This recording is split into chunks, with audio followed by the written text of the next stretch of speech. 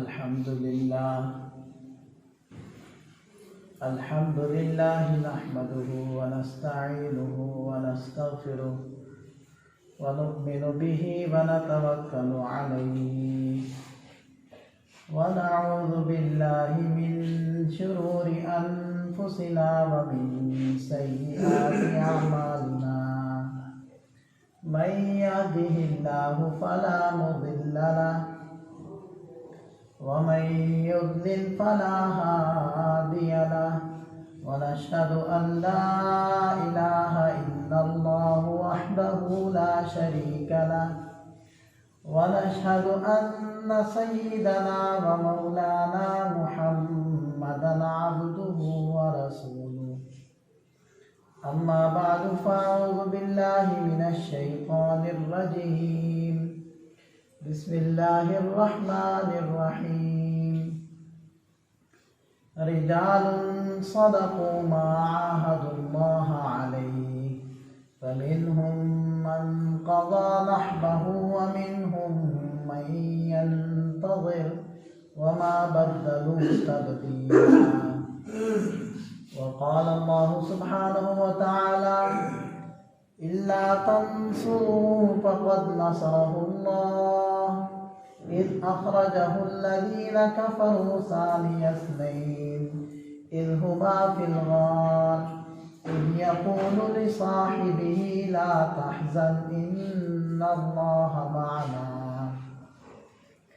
فأنزل الله سكينته عليه وأيده بجنود لم تروها وجعل كلمة الذين كفروا السفلى وكلمة الله هي العليا والله عزيز حكيم صدق الله العظيم وصدق رسوله النبي الكريم ونحن على ذلك لمن الشاهدين والشاكرين والحمد لله رب العالمين اللهم صل على سيدنا ومولانا محمد وعلى آل سيدنا ومولانا محمد وبارك وسلم.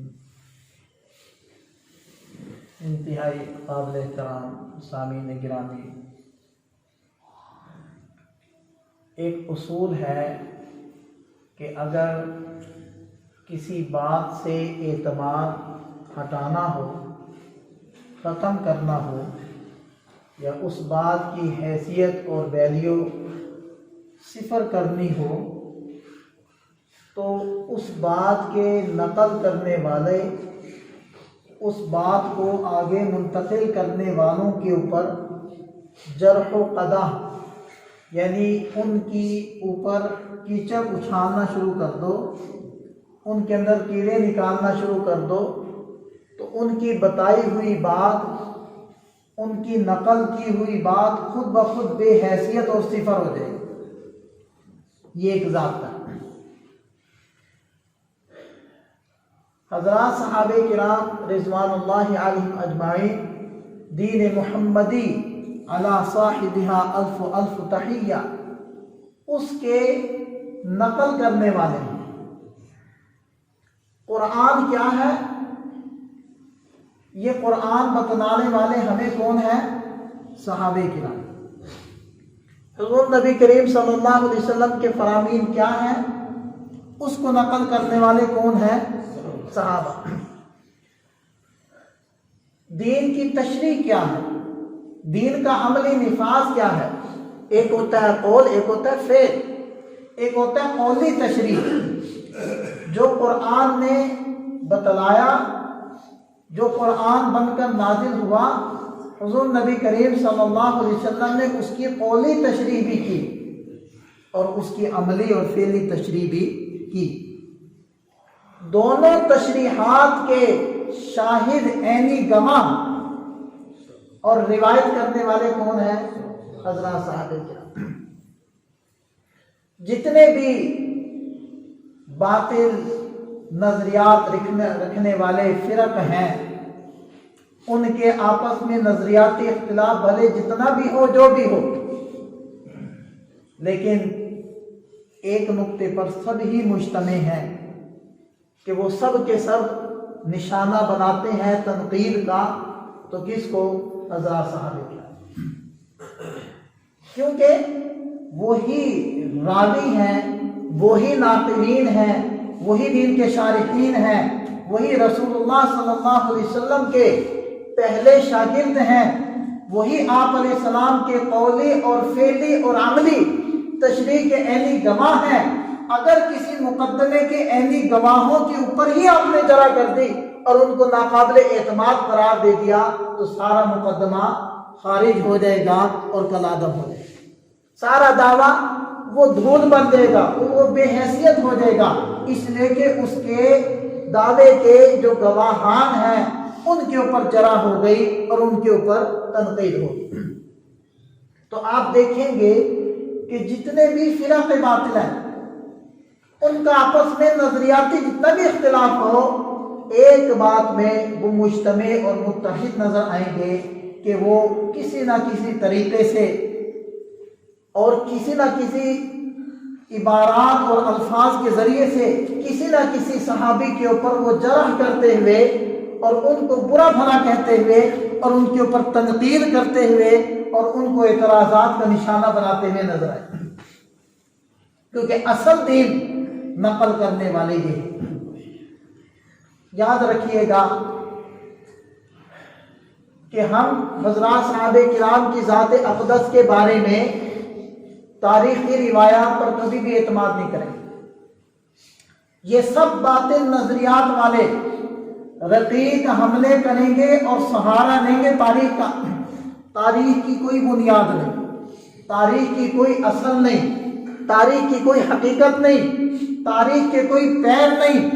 تاریخ کے نقل کرنے والے اور ان تاریخوں کو لکھنے والے اور ان واقعات کے بیان کرنے والے راویوں کی کوئی اصل اور حقیقت نہیں ہے اور ان کے بارے میں کوئی عطا پتہ نہیں۔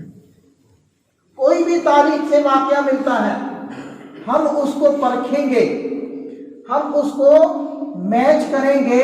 اگر قرآن سے وہ میل کھاتا ہوگا، اگر وہ حدیث پاک نبی پاک صلی اللہ علیہ وسلم کی کسی فرمان کے مطابق ہوگا تو ہم اس واقعے کو لے لیں گے، ورنہ ہم اس واقعے کو یہ کہہ کے چھوڑ دیں گے کہ یہ تاریخی روایت ہے، اس کی کوئی حیثیت۔ معترضین نے تاریخ کا سہارا دیا۔ میں صرف ایک مثال دوں گا، اتنا وقت نہیں ہے۔ ایک صاحب، نام لینے میں کوئی حرج نہیں ہے، جب انہوں نے صحابہ پہ تنقید کی تو ہم اگر نام لے لیں گے تو کیا ہے؟ خلافت و ملوکیت کے نام سے سید ابو الاعلیٰ مودودی صاحب نے کتاب لکھی۔ یہ صاحب اچھے قلم والے تھے، اچھے لکھاری تھے، لیکن ان صاحب نے جہاں حضرت امیر معاویہ رضی اللہ عنہ اور جہاں حضرت عثمان غنی رضی اللہ عنہ پر تنقید کی ہے، وہیں یہ شخص حضرت علی کرم اللہ وجہہ کو بھی بخشنے کے لیے تیار نہیں، ان کو بھی تنقید کا نشانہ بنایا، ان کے اوپر بھی لکھا اعتراضات تنقیدات، اور ساری تنقید کا سہارا لیا تاریخ سے۔ حضرت عثمان غنی رضی اللہ عنہ کے اوپر واقعہ نقل کرتا ہے اور جان کیسے چھڑائی جاتی ہے یہ بھی میں آپ کو بیان کرتا ہوں۔ واقعہ کیا نقل کرتا ہے تاریخ سے کہ جی ایک ملک فتح ہوا اور وہاں سے 5 لاکھ درہم کے بقدر مال غنیمت آیا۔ حضرت عثمان غنی رضی اللہ عنہ نے وہ سارا مال غنیمت اٹھا کر اپنے سالے مروان بن حکم کو ہبہ کر دیا کہ جی دیکھو یہ تاریخ کی کتاب کے اندر موجود ہے، میرا خود گھرا ہوا نہیں ہے، میں تو صرف نقل کر رہا ہوں، روایت کر رہا ہوں۔ اب حاکم وقت کو، خلیفۃ المسلمین کو، امیر المومنین کو یہ کیسے لائق ہے، یہ کیسے زیب دیتا ہے کہ وہ مال غنیمت کو بغیر کسی کے پوچھے، حالانکہ مال غنیمت کا جو مصرف ہوتا ہے وہ 1/5 وہ مال غنیمت وہ بن کر وہ بیت المال میں جمع ہوتا ہے اور 4/5 وہ غانمین میں مجاہدین کے اندر تقسیم ہوتا ہے۔ تو یہ اگر کل مال غنیمت تھا پھر بھی اس کا خمس نہیں نکالا گیا، اور اگر یہ 5واں حصہ تھا تو پھر بھی یہ بیت المال کی ملکیت تھا۔ حضرت عثمان غنی رضی اللہ عنہ نے اس کو کیسے اپنے ذاتی تصرف کے اندر استعمال کر لیا، تو یہ ایک واقعہ نقل کر دیا اور اپنا دامن جھاڑ لیا یہ کہہ کے کہ میں اس واقعے کو صرف نقل کر رہا ہوں، اس کو گھڑ نہیں رہا ہوں، یہ میری طرف سے نہیں ہے، تاریخ کی کتابوں میں لکھا ہے، یہ کہہ کے اپنا دامن بھی بچا گیا۔ حالانکہ صحیح واقعہ یہ ہے کہ جب یہ مال غنیمت آیا تو ظاہری بات مال غنیمت میں بھیڑ بکریاں بھی ہوں گی، گھوڑے اور گدھے اور خچر بھی ہوں گے، گندم چاول اور دالیں بھی ہوں گی، کپڑے اور کچھ دیگر ضروریات کا سامان بھی ہوگا۔ وہ صرف روپے اور سونے چاندی کی شکل میں تو مال غنیمت نہیں ہوتا تھا۔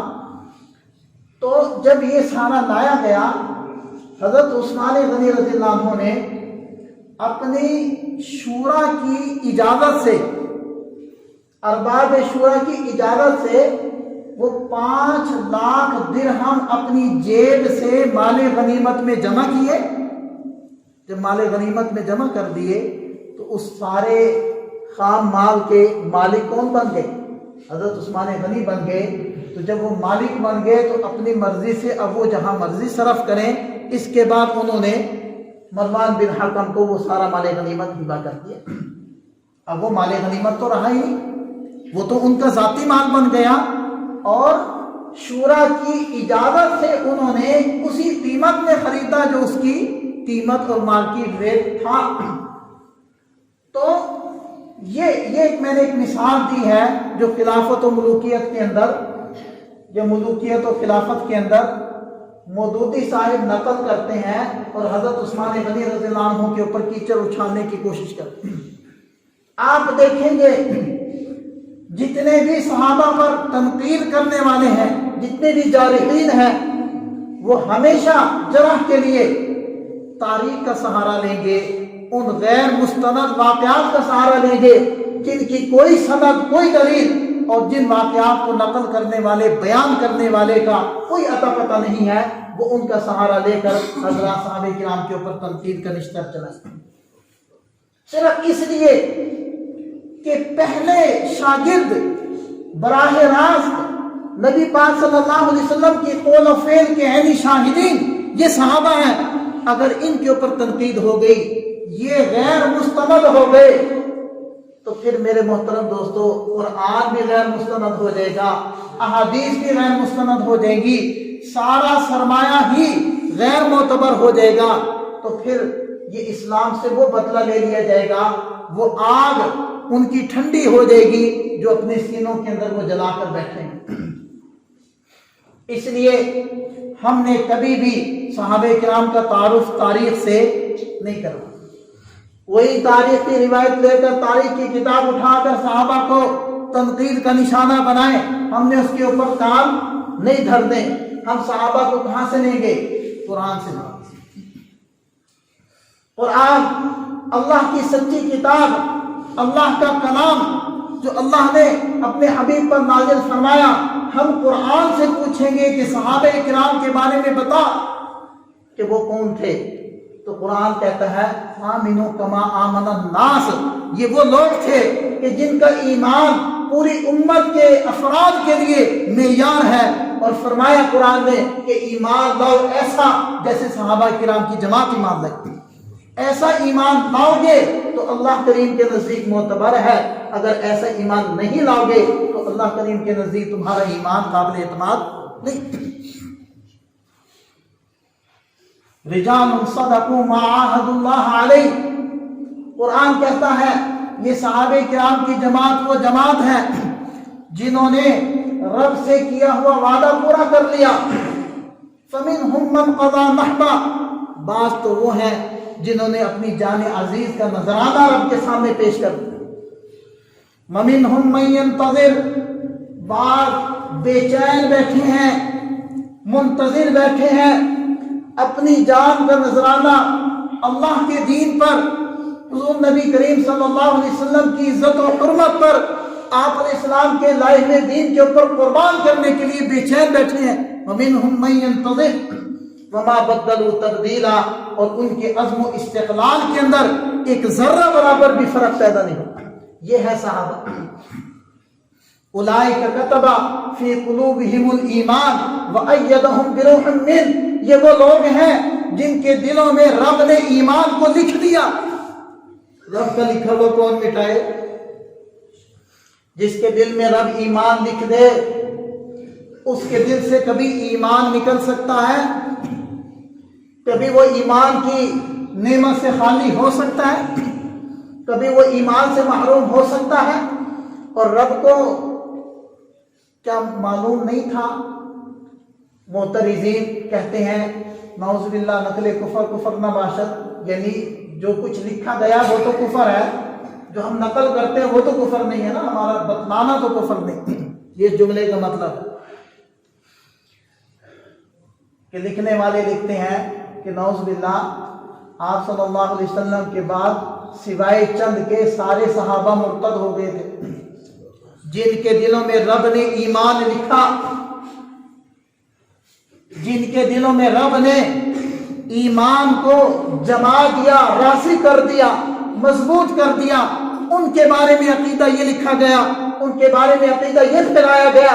اولئک کتب فی قلوبہم الایمان وأیدہم بروح منہ. اللہ فرماتے ہیں کہ میں نے اپنی خاص رحمت کے ذریعے سے ان لوگوں کے دلوں کو مضبوط کیا اور ان کی مدد کی. جن کی مدد اللہ کرے اور رحمت خاصہ کے ساتھ کرے اور ان کے دلوں کے اندر ایمان کو راسخ اور مضبوط کرے، کیا ان سے کبھی بھی ایمان ختم ہو سکتا ہے؟ کبھی بھی نہیں ہو سکتا. اس لیے ہمیشہ کے لیے یہ اپنے دل کے اوپر لکھ لیں کہ ہم نے صحابہ کرام کو تاریخ سے نہیں سمجھا، بلکہ کہاں سے لینا ہے؟ قرآن سے. ہم قرآن سے پوچھیں گے کہ صحابہ کون. یہ چونکہ جمادی الاخری کا مہینہ ہے اور اس مہینے میں حضرت صدیق اکبر رضی اللہ عنہ کی وفات ہے، تو میں خصوصی طور پر حضرت صدیق اکبر رضی اللہ عنہ کا تذکرہ کرنا چاہوں گا. افضل البشر بعد الانبیاء، نبیوں کے بعد افضل ترین شخصیت اگر کوئی ہے تو وہ حضرت صدیق اکبر رضی اللہ عنہ. یار غار اور یار مزار ایک محاورہ بن گیا.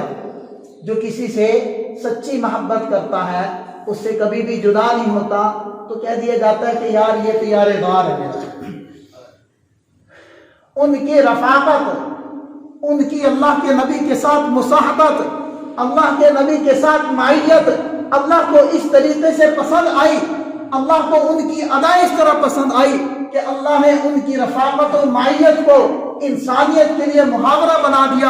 اگر وفاداری دیکھنی ہے اور اگر کسی کے اوپر مر مٹنے کا جذبہ دیکھنا ہے تو صدیق اکبر کو دیکھو، جنہوں نے سب کچھ مٹایا، سب کچھ لگایا. آپ ہجرت کا موقع دیکھیں، قرآن بیان کرتا ہے الا تنصروه فقد نصره اللہ. حضرت علی کرم اللہ وجہہ فرماتے ہیں اس آیت مبارکہ میں اللہ نے شکوہ کیا ہے، اللہ نے اظہار برہمی کیا ہے سارے انسانوں پر. اللہ شکوہ کر رہے ہیں اگر تم میرے حبیب کی مدد نہیں کرو گے تو کوئی مسئلہ نہیں. فقد نصرہ اللہ، اللہ نے ہجرت کے دن میں اپنے نبی کی خود مدد کی. حضرت علی کرم اللہ وجہہ فرماتے ہیں کہ اس آیت مبارکہ میں آگے چل کر حضرت ابوبکر صدیق رضی اللہ عنہ کا تذکرہ ہے. ساری انسانیت پر رب برہمی کا اظہار کرتے ہیں. اگر مستثنا ہیں تو صدیق اکبر رضی اللہ عنہ کی شخصیت ہے کہ وہ مستثنا ہے کہ ہجرت کے موقع پر، ہجرت کے سفر میں اگر نبی کی مدد کرنے والے کوئی تھے تو صدیق اکبر رضی اللہ عنہ تھے.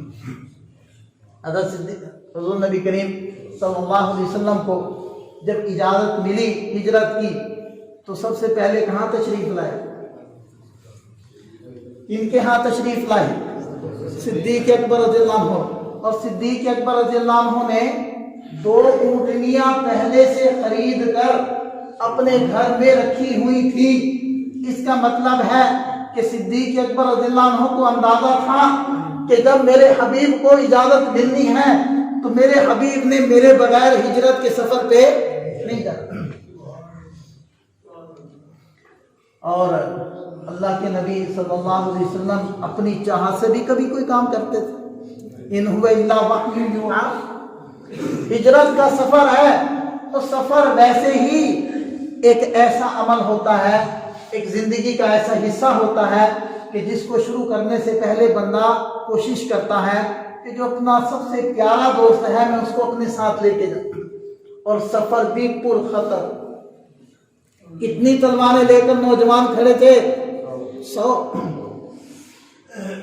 قریش نے شہادت حضور نبی کریم صلی اللہ علیہ وسلم کو شہید کرنے کا منصوبہ تیار کر لیا تھا، اپنے بستر پر لٹایا حضرت علی کرم اللہ وجہہ کو، وہاں سے نکلے اور سیدھا تشریف لائے ابو بکر کے ہاں، اور فرمانے لگے ابو بکر، دروازے کے پاس آ کر آواز دی، اور صدیق اکبر رضی اللہ عنہ فوری طور پر بولے یا رسول اللہ میں حاضر۔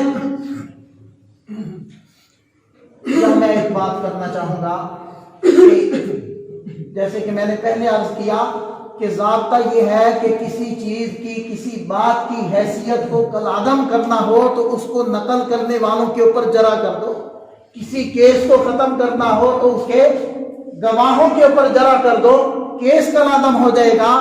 تو ان منافقین نے، دین کے دشمنان نے دین کے اوپر تو بات کر نہ سکے، دین کے نقل کرنے والوں کے اوپر بات کی ہے، اور انہوں نے یہ الزام بھی دھرا ہے کہ حضرت صدیق اکبر رضی اللہ عنہ نعوذ باللہ نقل کفر نباشد، وہ تو منافق تھے۔ اللہ تعالیٰ اپنے حبیب صلی اللہ علیہ وسلم کو سفر پر خطر میں بھیجنے والے ہیں اور رفاقت کے لیے انتخاب فرما رہے ہیں صدیق اکبر کا۔ کیا اللہ تعالیٰ جانتے نہیں تھے؟ خود حضور نبی کریم صلی اللہ علیہ وسلم کے بارے میں اللہ نے ارشاد فرمایا فَلَا عَرَفْتَهُمْ بِسِيمَاهُمْ، میرے حبیب آپ چہرے کو دیکھ کر منافق کو پہچان لیتے۔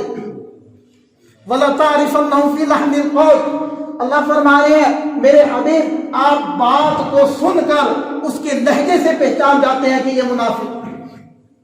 کہ اللہ کے حبیب صلی اللہ علیہ وسلم نے منافقین کو نام بنام اٹھا نہیں دیا تھا، تو فلاں کا بیٹا فلاں منافق ہے، فلاں کا بیٹا فلاں منافق ہے۔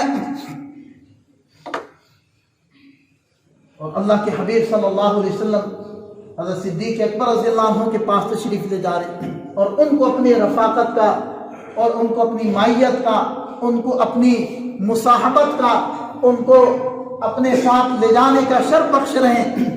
اور حضرت صدیق اکبر رضی اللہ عنہ فوری طور پر وہاں سے نکلے، اور یہ دونوں حضرات غار ثور کے اندر جا کر پناہ گزین ہو گئے۔ اللہ تعالیٰ نے ارشاد فرمایا ثانیس نہیں، دو میں سے دوسرا۔ امام قرطبی رحمہ اللہ تعالیٰ لکھتے ہیں ثانی بادشاہ کا خلیفہ، بادشاہ کا ثانی ہوتا ہے۔ اللہ نے قرآن کے اندر سورہ توبہ کے اندر حضرت صدیق اکبر رضی اللہ عنہ کو ثانیس نہیں فرمایا، دو میں سے دوسرا فرمایا۔ وہ فرماتے ہیں کہ حضرت ابو بکر صدیق رضی اللہ عنہ خلیفۃ بلا فصل ہے، اور ان کی دلیل ثانیس نہیں ہے۔ قرآن ان کی خود دلیل بیان کرتا ہے، جو ثانیس نہیں ہوتا ہے وہ خلیفت بادشاہ ہوتا ہے یا خلیفۃ الرسول ہوتا ہے۔ اور ایک مرتبہ حضرت انس رضی اللہ عنہ ارشاد فرماتے ہیں کہ حضور نبی کریم صلی اللہ علیہ وسلم نے حضرت حسان سے فرمایا، حسان میرے بارے میں تو، میری تاریخ میں تو تم شعر پڑھتے ہو، کبھی ابو بکر کے بارے میں بھی کوئی شعر لکھا ہے؟ ابو بکر کی تاریخ میں بھی کچھ لکھا ہے؟ کہنے لگے یا رسول اللہ بالکل لکھا ہے۔ آپ علیہ السلام نے فرمایا سناؤ۔ آپ علیہ السلام نے فرمایا سناؤ۔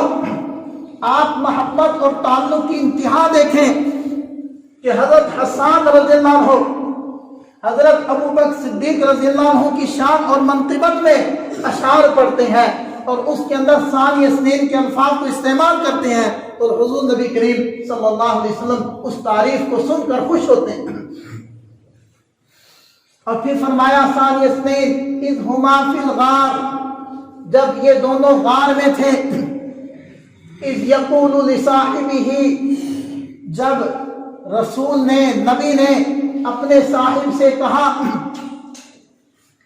سارے اہل سنت والجماع، اہل تشیع والروافض، تمام علماء کا اس روئے زمین پر جتنے موجود ہیں، پرانے اور نئے، سب کا اس بات پر اتفاق ہے، اذ یقول لصاحبہ، صاحب سے مراد حضرت ابو بکر صدیق رضی اللہ عنہ، کسی کا اختلاف نہیں، کیونکہ ساری دنیا جانتی ہے کہ غار کے اندر یا رسول اللہ صلی اللہ علیہ وسلم تھے یا آپ علیہ السلام کے پکے اور سچے دوست حضرت ابو بکر صدیق رضی اللہ عنہ۔ اور غار میں داخل ہونے کا قصہ بھی عجیب ہی ہے کہ آپ دیکھیں کہ پہلے حضرت صدیق اکبر رضی اللہ عنہ نے کہا، یا رسول اللہ آپ ٹھہریے، میں پہلے غار کو صاف کروں۔ غار کو صاف کیا، اس کے سوراخوں میں کپڑا ٹھونسا، سوراخوں کو بند کیا، سوراخوں کو بند کر لینے کے بعد ایک سوراخ بچ گیا، بند کرنے کی کوئی چیز نہیں تھی، اپنی ایڑی اس کے اوپر رکھ لی اور پھر کہا، یا رسول اللہ اب تشریف لائیے۔ اور کسی کہنے والے نے کیا خوب کہا، اس نے کہا کہ اس واقعے کو دیکھیں کہ پہلے صدیق اکبر غار میں تشریف لے جاتے ہیں، غار کو خس و خاشاک سے، جانوں سے، حشرات الارض سے پاک کرتے ہیں، پھر کہتے ہیں یا رسول اللہ تشریف لائیے۔ وہ کہنے والا کہتا ہے، اس سے ایک استعارہ اور اشارہ ملا کہ جب تک کسی کے دل میں صدیق اکبر کی محبت نہیں آئے گی اور صدیق اکبر کے بارے میں اگر کوئی قدورت ہے، قدورت کے جالے، قدورت کے خس و خاشاک اور قدورت کے حشرات الارض اس کے دل سے نہیں نکلیں گے، تب تک اس کے دل میں رسول اللہ صلی اللہ علیہ وسلم کی محبت نہیں آ سکتی۔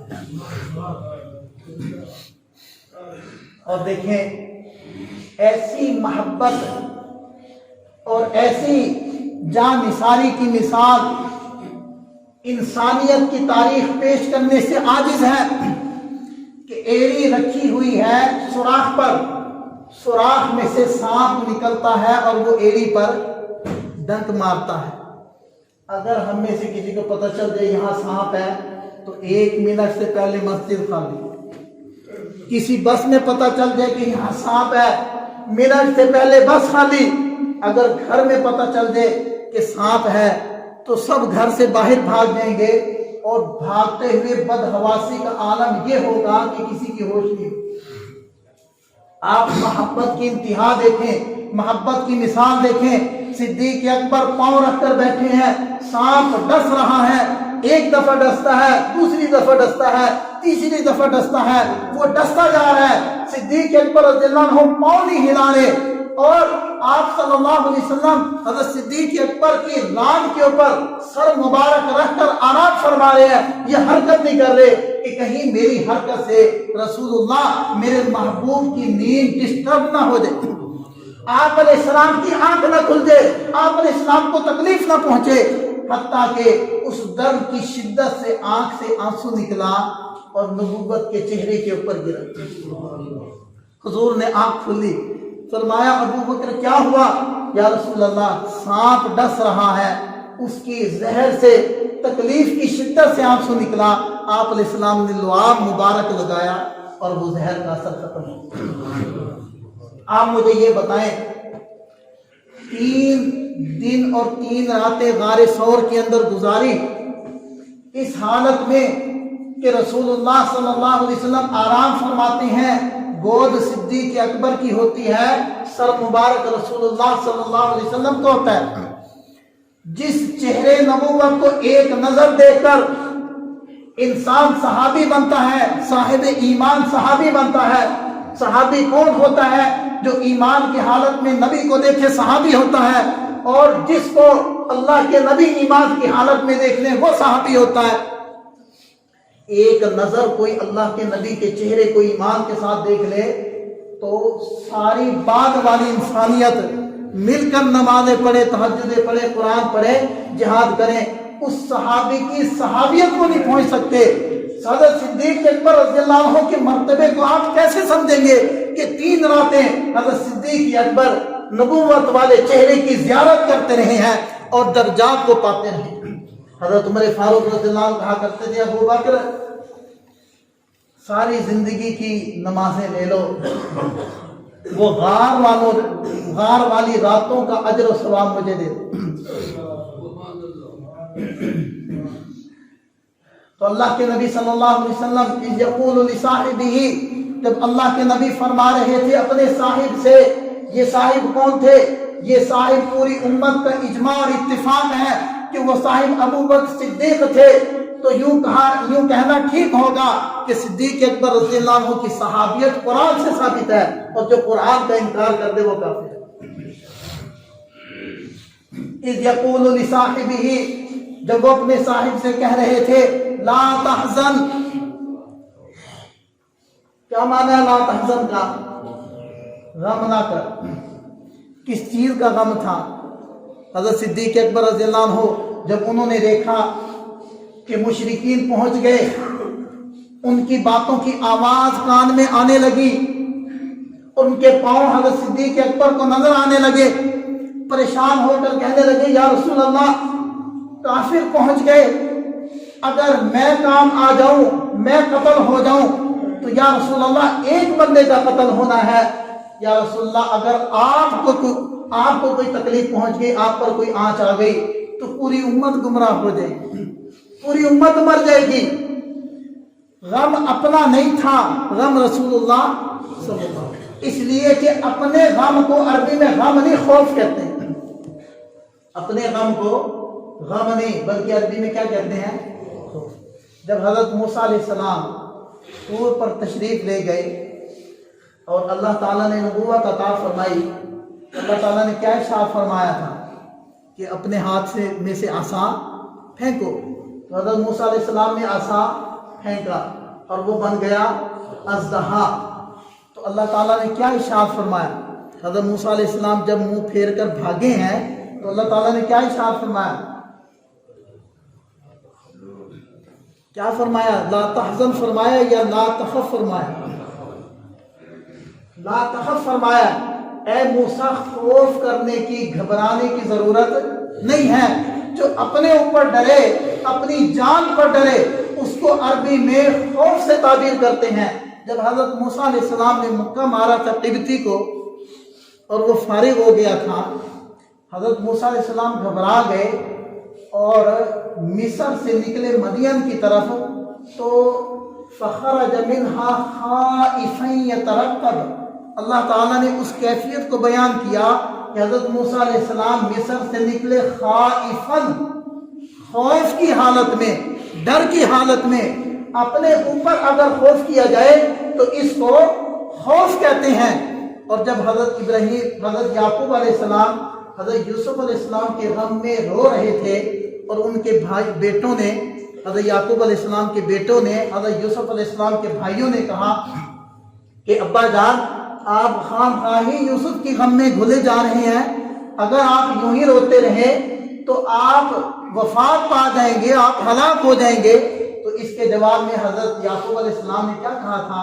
انما اشکو بثی وحزنی الی اللہ۔ یہاں انہوں نے کون سا لفظ استعمال کیا تھا؟ حزن کا، اس لیے کہ وہ اپنے اوپر رو رہے تھے یا دوسرے کے اوپر رو رہے تھے؟ وہ حضرت یوسف علیہ السلام پر رو رہے تھے۔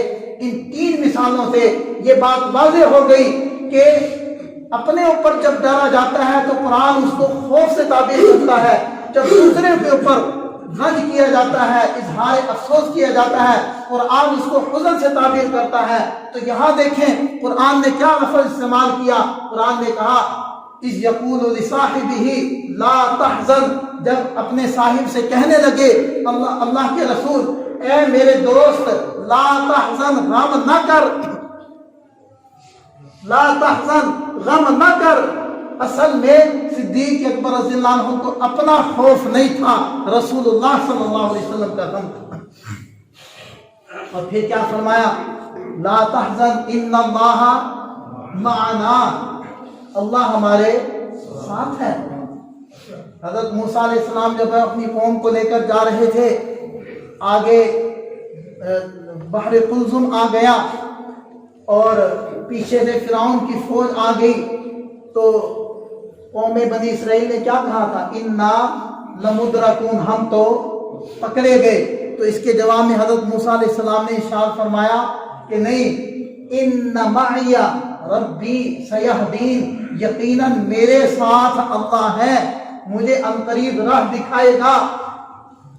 हज़रत मूसा अलैहिस्सलाम ने जमा का सीगा इस्तेमाल और माइयत में अपनी उम्मत को शामिल नहीं किया, इसलिए कि रब की जो माइयत नबी के साथ होती है वो माइयत किसी जो है आम फर्द के साथ और उम्मत में से किसी फर्द के साथ नहीं होती।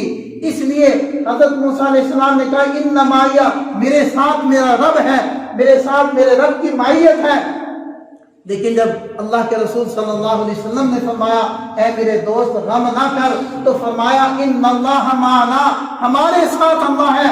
ये इशारा कर दिया ऐ सिद्दीक, जो माइयत रब की मेरे साथ है वो माइयत तेरे साथ है।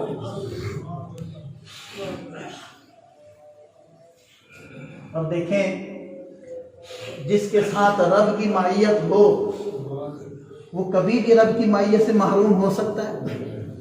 अहले इल्म पहचानते हैं कि दो किस्म के जुमले होते हैं, एक फेलिया होता है, एक इस्मिया होता है। जुमला फेलिया में हुदूस होता है और जुमला इस्मिया में दवाम और इस्तिमरार होता है।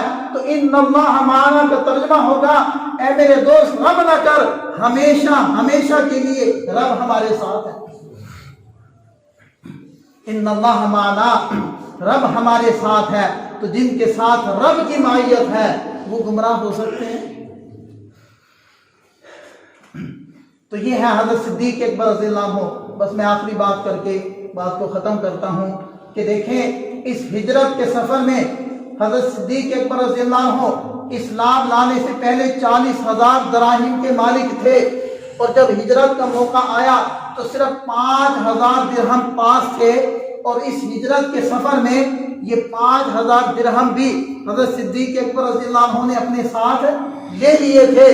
और उनकी बेटी कहती है कि हमारे दादा जान ने जब पूछा कि बेटा अबू बकर तुम्हारे लिए कुछ छोड़ कर गया, तो कहने लगी मैंने गोल गोल कंकरियां उठाकर उस ताकचे में रख दी और ऊपर कपड़ा डाल दिया। वो नाबीना थे, उनका हाथ लगवाया और कहा कि अब्बा जान हमारे लिए बहुत कुछ छोड़ कर गए। और फरमाती अल्लाह की कसम एक दिरहम भी छोड़ कर नहीं गए। जिनका सारा माल अल्लाह के नबी और दीन के लिए वक़्फ़ था, हिजरत का मौका, 100 बंदे तलवारें लेकर इंतजार में, और इनाम का ऐलान हो गया। जो मोहम्मद सल्लल्लाहु अलैहि वसल्लम को पकड़ कर लाए उसको 100 ऊंट इनाम में दिए जाएंगे। 2 ऊंटनियां इस सफर में इस्तेमाल हो रही हैं। दोनों किन्होंने खरीदी थी? हज़रत अबू बकर सिद्दीक रज़ियल्लाहु अन्हु ने।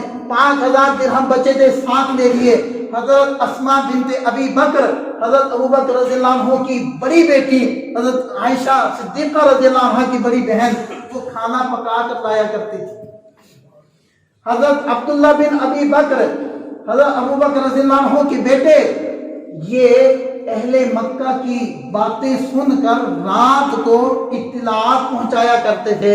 हज़रत सिद्दीक़ अकबर रज़ियल्लाहु अन्हु का नौकर और गुलाम आमिर बिन फुहैरा, वो सारा दिन बकरियां चराता और शाम को गार के पास लाकर दूध की कमी पूरी करता और फिर वहां से चला जाता।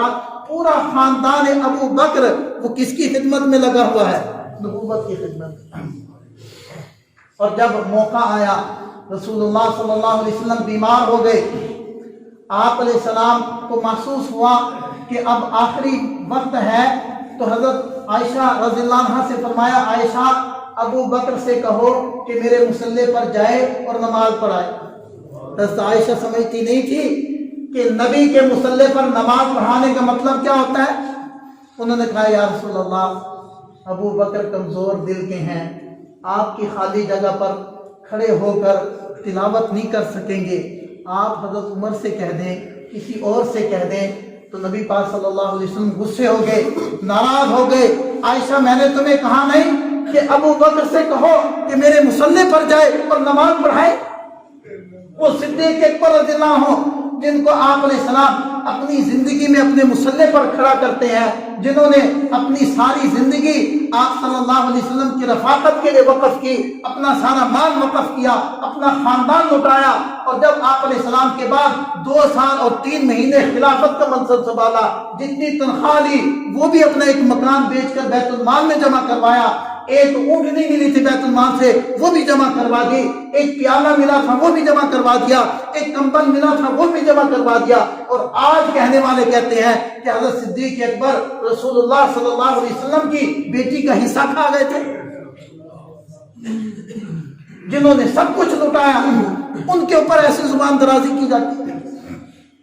हक तो यह है कि सिद्दीक अकबर के एहसानात का बदला अल्लाह के रसूल सल्लल्लाहु अलैहि वसल्लम फरमाते हैं मैं भी नहीं दे सकता, अल्लाह से लेकर दूंगा, अल्लाह से गुजारिश करूंगा कि अल्लाह सिद्दीक को अपने शायान शान बदला अता फरमा, मैं इनका बदला नहीं दे सका। अल्लाह ताला हमें समझ अता फरमाए, इन हजरात साहब किराम की शान को और बुलंद फरमाए और हमारे दिलों के अंदर उनकी मोहब्बत बेकरार पैदा फरमाए और उनकी कामिल इत्तिबा की हमें तौफीक नसीब फरमाए। बाक़ी